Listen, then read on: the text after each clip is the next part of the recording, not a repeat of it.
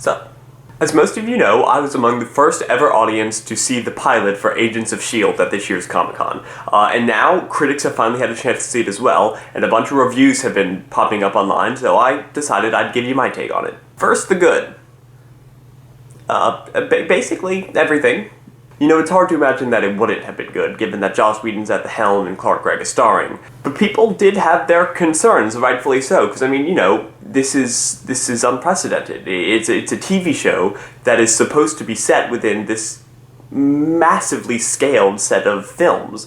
And so there just hasn't been anything like this before, so people were interested to see how it would be. And I mean, beyond Clark Gregg, it's a pretty much unknown cast, and so there were concerns there as well.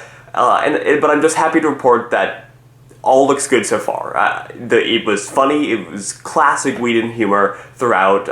The action was great for a television series.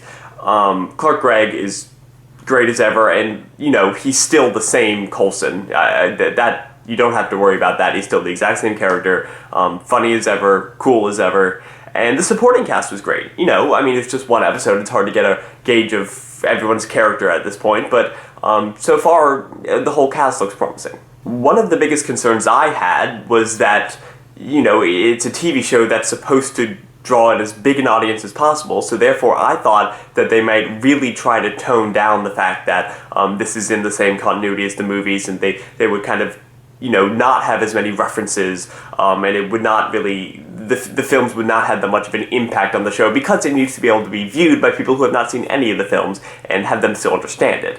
But if anything, there were many more references and importance set on the consequences of the films than I would have imagined. I mean, as a huge fan of it, it was great for me, and I love to see that. I'm just a little concerned that people who aren't that invested in the MCU might be a little bit confused by all of the Easter eggs and all the blatant nods and references to the characters and films, as well as just the general impact that the Avengers movie itself has on this whole show. And clearly the biggest impact it has on it is the fact that Agent Coulson died during the events of the Avengers. And now, this is what I personally was most concerned about.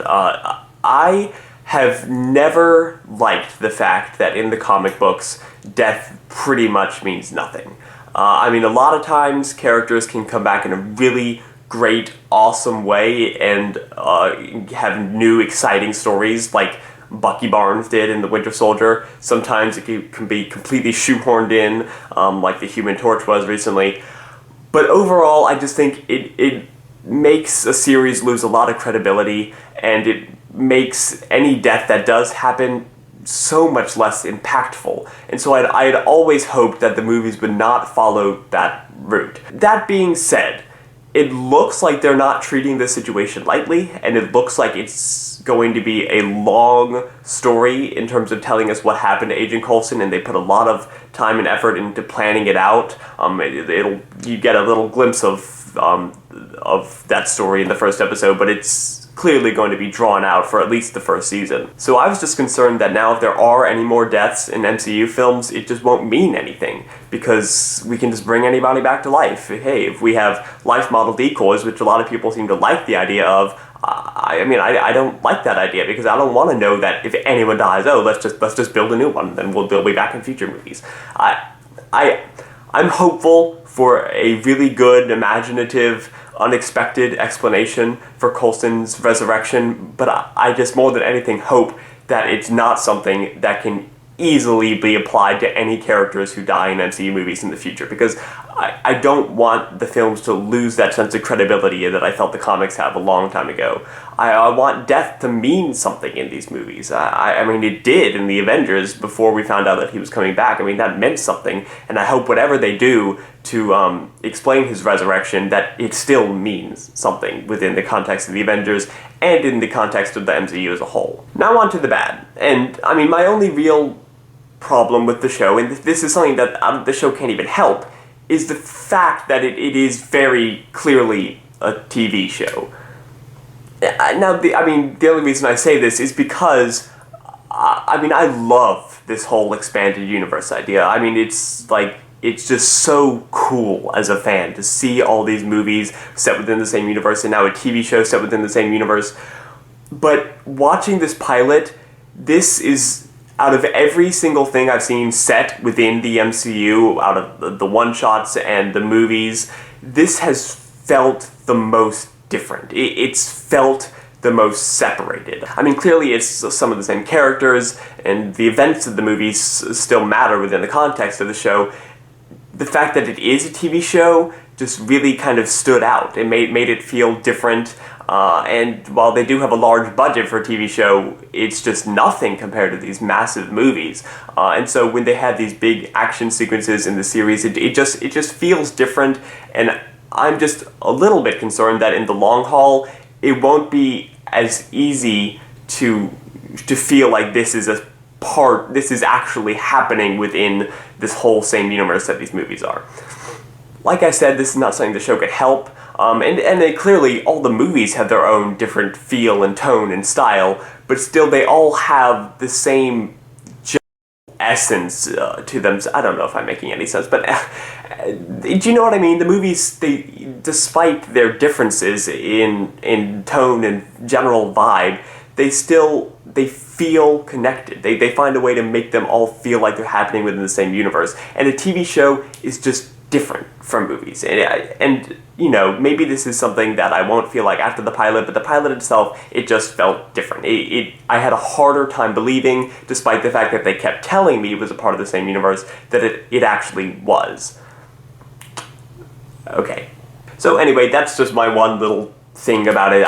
It could make no sense at all. I mean, you can judge for yourself when you see the pilot. Clearly, I'm thrilled that the show is happening. I mean, I'd much rather it happen than not happen. I mean, I couldn't be more excited. And despite what I said about Coulson and wanting death to mean something, of course I'm happy he's back. I mean, I love Coulson, and the S.H.I.E.L.D. show without him simply wouldn't have felt the same. Just one more thing before I wrap up this review.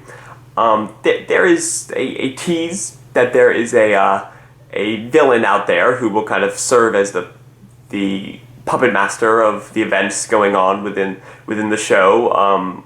And I don't want to give anything away in terms of why I think this. I'm just going to go out there and guess, just based on maybe my own wishful thinking and a little bit of wanting to be the first person on the internet to get it right, so might as well just throw it out there. I'm going to guess that Samuel Stearns, aka the leader, will be in the first season of S.H.I.E.L.D. Okay, once you watch the episode, you can judge for yourself. I'm just going to throw that out there just to do it. Okay. Alrighty, so those are my thoughts on the Agents of S.H.I.E.L.D. pilot. I cannot wait to watch it again come September, and then clearly to watch the following episodes after that. I think it's going to be an awesome series, and it's definitely off to a good start. As always, please tell me in the comments what you want to see in future videos, whether it be questions you have for me or topics you want me to cover. This Thursday's video will be a video on a controversial topic of sorts regarding a movie that came out this summer. Leave it at that. But yes, thank you for watching this video. I'm going to put all the links down below. You know what to do. If you like this video, please subscribe. If you want to follow the Marvel Cinematic Universe on Twitter, that link is there. If you want to follow me on Twitter, that link is there. And you have to like the Marvel Cinematic Universe Facebook page. That link is there too. Alright, thank you guys very much for watching. I'm having a ton of fun with these videos. I hope you are too. And I will see you this Thursday with a video that might make a lot of you guys hate me. Okay, bye!